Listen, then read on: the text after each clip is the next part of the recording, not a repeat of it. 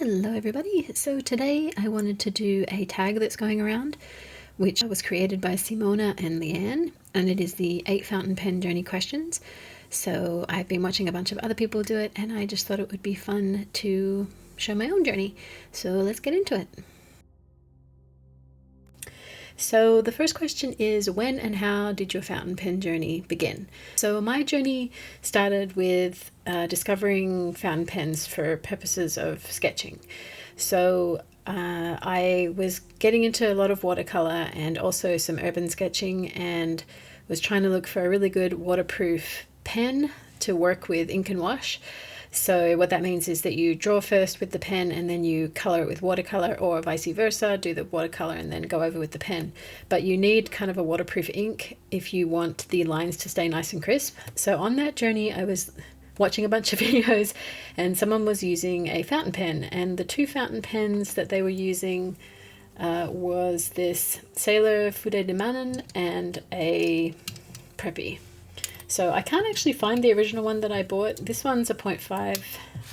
Let's just move these out of the way so you can see. This one's a 0.5 and this one's a 0.2, but I actually started with a 0.3, which was fine. And I also bought the Fude de Manon, which is a Fude nib. So that started me off on the journey, and I really enjoyed sketching with them. And I also bought some carbon ink cartridges. The cartridges that come with the Preppy are not waterproof, but I found drawing with them also was really fun because it would kind of bleed when you added the water, so there was all different things to discover with that. But then I started jumping down the fountain pen rabbit hole because I was like, these are really nice, and I had thought that fountain pens were hard to work with because I'm a left-hander, and I remember in school trying a calligraphy pen and really not being able to get the hang of it and finding it really difficult. So I had kind of lumped together fountain pens and calligraphy pens together, but they are pretty different. So anyway, I decided to jump in, and I wanted to get a pen for writing purposes. So I started off with Kavekos. So this was the first actual fountain pen that I bought, and I got this on eBay for $9. But it was a floor model, and I was like, you know what? I don't want to spend a ton of money. I don't want to buy a new Kaweco. I don't even know what they're like, but I love the cute aesthetic of it. So I purchased it, and it was pristine. Like, I don't know what they were talking about. The nib had no wear and tear. The whole item has no wear and tear on it. It was just such a beautiful experience, and this was a medium. And then I was sold, and I was like, I need more Kavecos. So I immediately went on and got this black one. So that's how it all started. I think the gateway drug was definitely the Preppy, and then because of this cheap aesthetic, I was like, I want something sexier, and then Kaweco fit the bill for price and obtainability. So that definitely sold me on that. So the next question is, what was your favorite ink at the beginning, and what are your go-to inks now? So the very first inks I bought were diamine inks. I bought a 3-pack on Amazon, and I ended up getting the Earl Grey, Aurora Borealis, and Writer's Blood. And that was a 3-pack. And I had done research on YouTube and found out how to refill a cartridge. So I was able to refill it into my Platinum Preppies and also the Kavecos. So diamine was definitely my entry into ink, and I think it was a good entry. I think it's a pretty safe choice to go with if you're a beginner. Their inks run pretty wet, they are well behaved, and they're fairly cheap. I think the first big purchase I made with some birthday money was a purchase at Colt Pens, and I ended up getting a bunch of different colors of diamine because they're under $3 a bottle. And I thought, oh, you know, I could use these for art, I can use these for writing, these are gonna last me a lifetime, it's gonna be great. So that was a really easy way to get into it and affordable. And my go-to inks now, I would say I really love diamine. I have a lot of them. And another brand that I really like is Floor and Klingner. They have a great line of sketch inks which are waterproof, and so I keep those in my Platinum Preppy and they are great. These hardly ever dry out. They do hard start because of the pigment sometimes, and you tend to get very dark at first, and then it kind of grooves into the color because of the pigment. And I just keep refilling these with the sketch ink because they're super reliable and they're cheap if anything happens with pigment ink, like they can stain and they can clog your pens. So these are a great pen to use it in. So I've been really liking the sketch inks. Yeah, I mean, I like a lot of different brands. I tend to collect a lot of samples instead of bottles. So I've tried a lot of different brands, but yeah, I keep coming back to the Diamine and the sketch inks. Okay, so number 3 is, how have your pen and ink tastes changed over time? All right, so as for ink, these are the 3 that I started off with. So these are the 3 Diamines, the Earl Grey, the Aurora Borealis, and Rider's Blood. I absolutely loved the Earl Grey, and I still love this color. I think my taste started off kind of more in the darker, bolder ink, and then I branched out into Ancient Copper and Colorverse Martian. These were my favorites. Yeah, I really love these, and I really got interested in Colorverse Martian because of these weird green undertones, and I just loved how it looked in the shading, and on different paper you got different colors. So I found that really interesting. From an art point of view, it was just a really interesting ink. So then I still love both of those, but I think today I am more leaning towards the lighter inks, and I really tried to stay away from them because I just didn't find them readable or anything, but I kind of love the subtlety now. So I recently got really interested in like Rue Dunk and Brunch Date. I'd always loved the swatch of Brunch Date. I was going to buy a bottle of it after I had bought Martian because I started looking into the Colorverse inks, but I always thought, oh, it's going to be too light and I don't want to write with that and whatever. But I went down this path where I was really, wanting to try lighter inks like Arena Blanca and Grey Skies No More, and then Urameki Kitsumbeoi. I don't know how to say that. I apologize if that's wrong. But this kind of color palette, and I'm still really interested in these, and I actually love writing a lot of text with these lighter colors because when you look at the page, it just looks so calming and interesting. Whenever I look at samples online, I always gravitate towards these sort of brownish, earthy tan colors. I love Califolio Sepia. This is a beautiful, warm, sort of pink-leaning sepia. It's absolutely gorgeous. Oyster Hour is a really complex color too. It is a bit lighter than the sepia, but also delicious. Another one that Ferris Wheel just came out with is called Glistening Glass, and this one is really gorgeous. It has a bunch of shimmer in it, but it's not gaudy, and I don't tend to use... Well, I didn't tend to use shimmers a lot until I became a Ferris Wheel creative ambassador. And they have a lot of shimmer inks, so I kind of got into using them. And this is just like the best of both worlds. It has this beautiful Payne's Grey, which I absolutely love. In my artwork, I tend to use a lot of Payne's Grey. I just love that kind of depressing color. But it's also calming at the same time. So I'm really drawn to that. And then I have a couple of ones which I absolutely love too, which is Robert Oster Jade and Colorverse Rainy Day, and these are brighter, happier colors. I don't tend to use these a lot, but I'm really drawn to these kind of colors. I also like olive greens. This is more of a spring green, but yeah, so I'm kind of still all over the place, but I would say that I gravitate more towards the lighter colors, the more desaturated area, rather than these really heavily saturated ones that I used to use a lot. As far as pens go, I think my taste has changed in the nib world. When I first started off, I really enjoyed, like these are all mediums and broads and double broads. So I really enjoyed getting a lot of ink, seeing the color and playing around with that. But as I've started writing more, journaling and stuff, I've gravitated more towards the fine nibs because as a left-hander, it dries faster. And it also, I have a Kinbor journal, and that tends to suck in the ink a little bit more rather than like a Hobonichi, which kind of sits on the surface because it's that Tomoe River paper.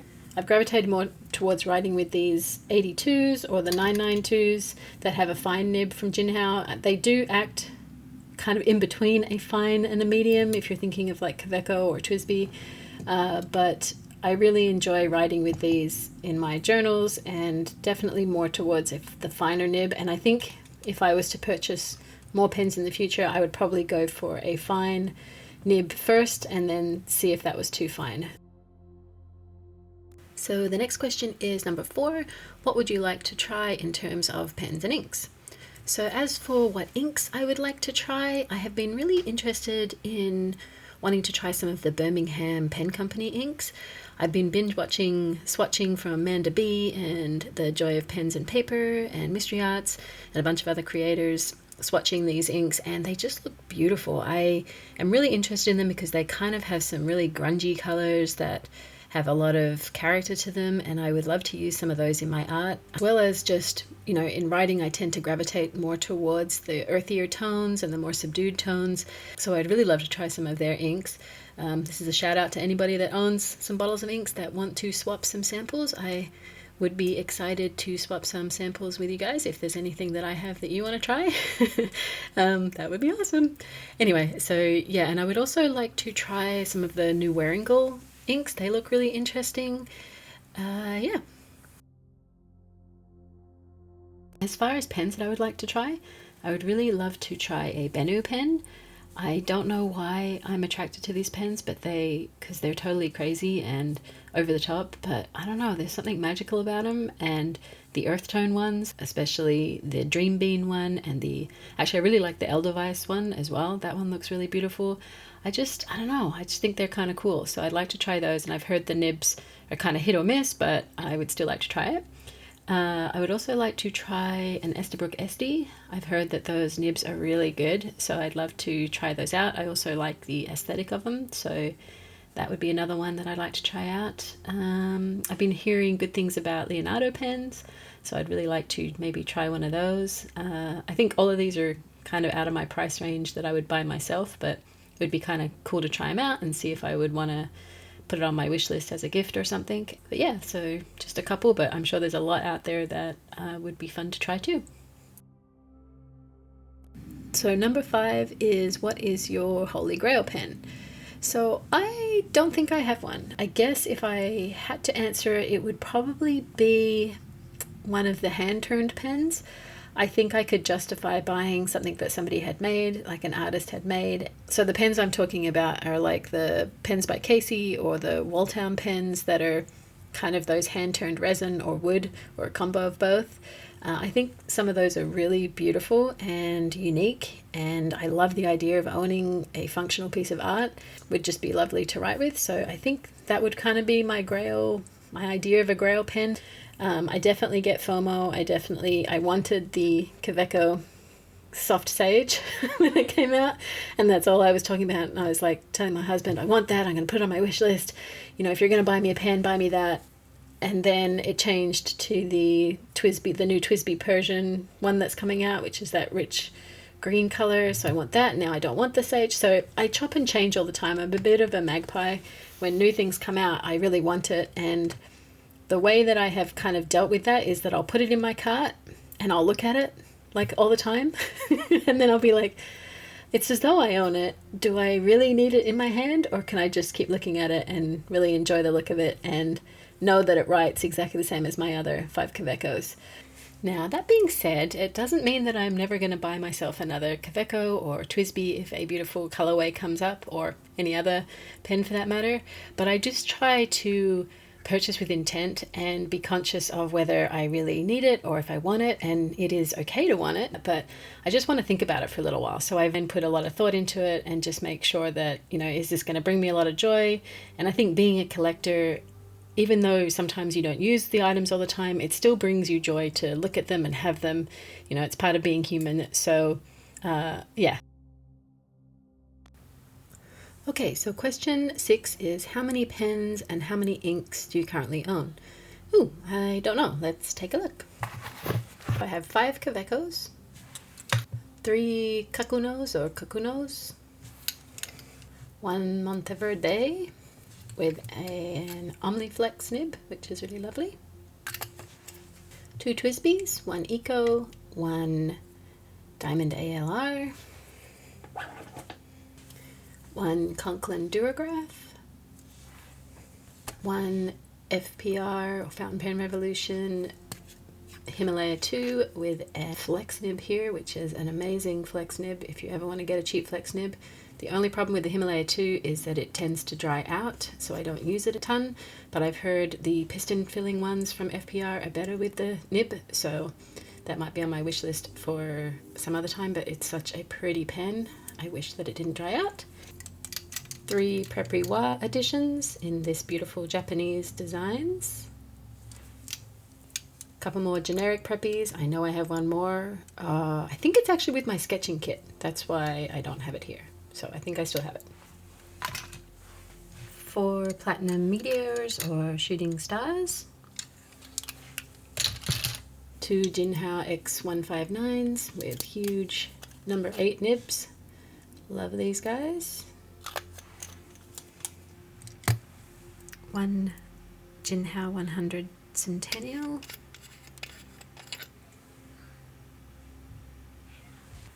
1 Mahjong or Moonman A1.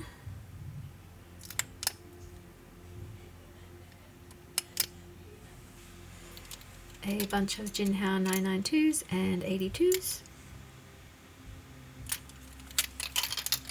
Lastly, although these are not fountain pens, I still use it with my fountain pen activities. These are 2 dip pens, one from Kakamori, which is the brass nib, and a just generic glass dip pen from Amazon. So that's it. So as far as bottled ink goes, I have these ones from Diamine, and I have some of the Copen's exclusive inks, which is really fun.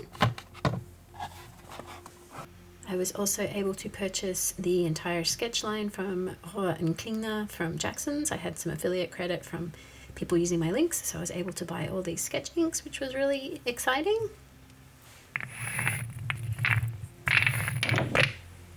And I'm also a part of the Ferris Wheel Press Creative Ambassador Program, so they send me inks to try, which is really lovely. So I have 4 of these 38ml bottles. I also have 4 of the 20ml bottles. It's hard to capture on film, they're very shiny. Oh, and I forgot this big bottle of Ancient Copper. I have a big bottle of this because it's my favorite. And as far as samples go, I have 6 of these containers. They're all labeled with kind of the color group.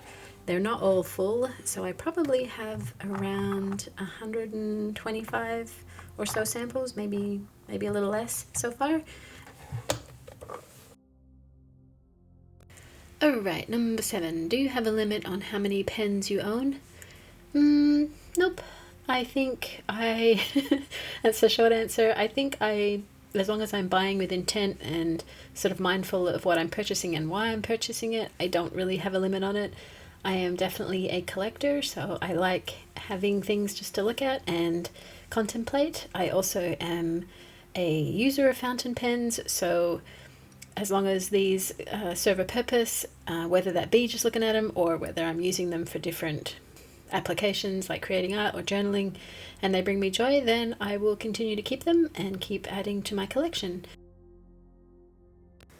And then the final question is, what would you do if another pen or ink came along? As far as ink goes, I would buy a sample of it. If I was really interested in it, I would try and buy a sample or try and do a swap with somebody who has that ink in their collection. Being an artist, I am more interested in the color profiles of things and the way that they behave, so I tend to really get fixated on wanting a certain ink. As far as pens go, I would probably just put it in a shopping cart or put it in several shopping carts and just leave it in there. I definitely, like everybody else who collects things and is into something, I feel like I want it, I feel like I need it, I do get FOMO, but I also feel like I'm super lucky with what I have and I'm able to balance that out in my brain, and it's okay. Yeah, so thanks for joining me for these 8 questions. I will put these in the description so that you guys can have your own go at it. I would love to see it and get to know you guys better, so make sure you tag me and also tag the creators, who are Simona and Leanne, and I will put all of their links and stuff in the description, as well as other creators that I mentioned and stuff like that. So check that out, and thanks for joining me, and I will see you in the next one. Bye!